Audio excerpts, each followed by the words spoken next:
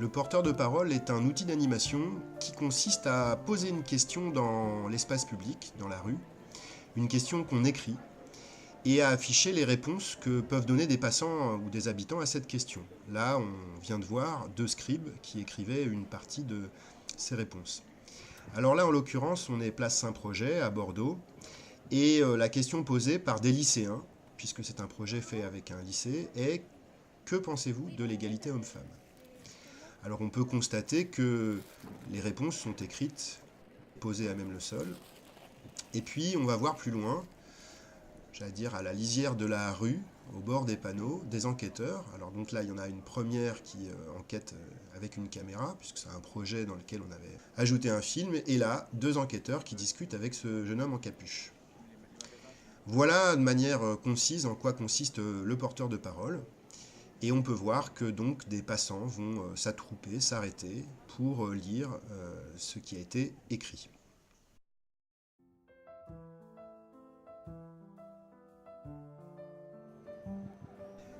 La première difficulté de cette activité consiste à trouver une question qui concerne davantage le public de passants ou d'habitants que le professionnel ou le militant.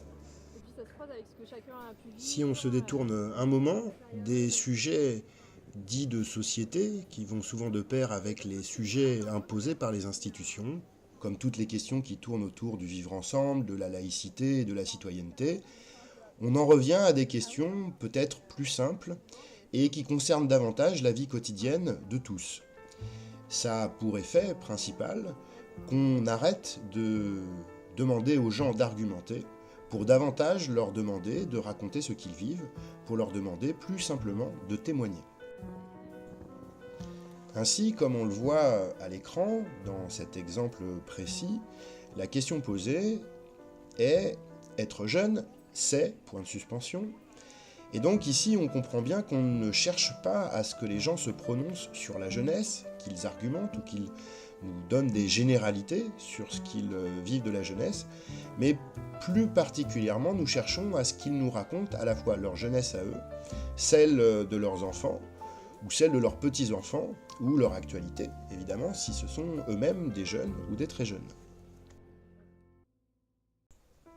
La seconde difficulté consiste à avoir un entretien qui décolle, entre guillemets, c'est-à-dire un entretien dans lequel les gens vont vous raconter des choses qui vous étonnent, qui vous touchent, qui sont dures parfois, douces, ou tout simplement surprenantes, qu'ils vous ouvrent un pan de la vie sociale que vous ne connaissez pas forcément.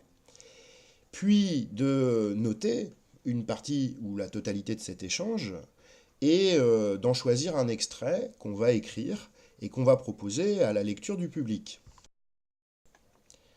Pour qu'une partie de ce public ait envie de s'arrêter, puis de discuter, il va falloir que les paroles réécrites, que les témoignages qu'on choisit, soient dans l'ensemble relativement percutants. Mais peut-être le mieux est de proposer quelques exemples.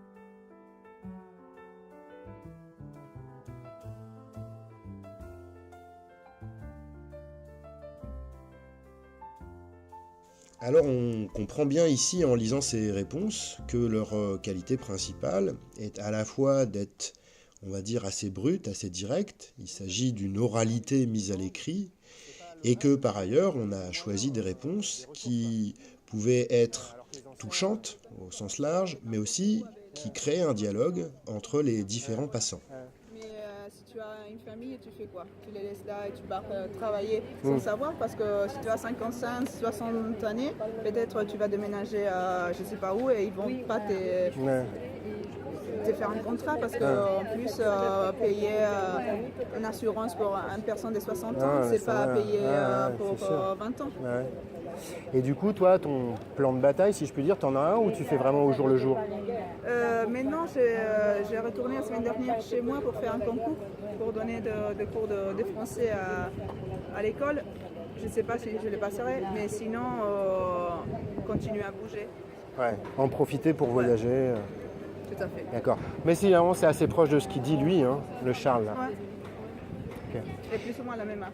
Ouais. Il y a donc deux enjeux essentiels dans l'activité du porteur de parole. Le premier consiste à trouver une question qui permette de faire société, qui permette à un grand nombre de gens de trouver un sujet qui les concerne et qui leur permette de témoigner. Le second enjeu repose sur la capacité à produire une enquête correcte, à développer des échanges avec les passants ou les habitants, puis à noter en synthèse une partie de ce qu'ils nous ont dit pour pouvoir le retranscrire. Or, comme la plupart des activités, il est nécessaire de pratiquer et de s'entraîner pour commencer à être compétent. Et ce tutoriel n'a pas pour vocation à vous apprendre à maîtriser totalement ce dispositif, à devenir d'emblée de bons enquêteurs, mais à vous offrir une situation de découverte qui soit favorable. C'est pourquoi, pour vous permettre de vous concentrer sur l'essentiel, à savoir découvrir l'activité et animer simplement un dispositif pour la première fois, je vous propose une série de kits comprenant des questions et des réponses préalablement collectées sur des sujets qui peuvent potentiellement vous intéresser, les relations hommes-femmes, la jeunesse, les addictions, les rapports entre générations, et enfin, les questions de solidarité. Ces kits sont disponibles sur des liens que vous trouverez à côté de la vidéo sur la page consacrée au tutoriel.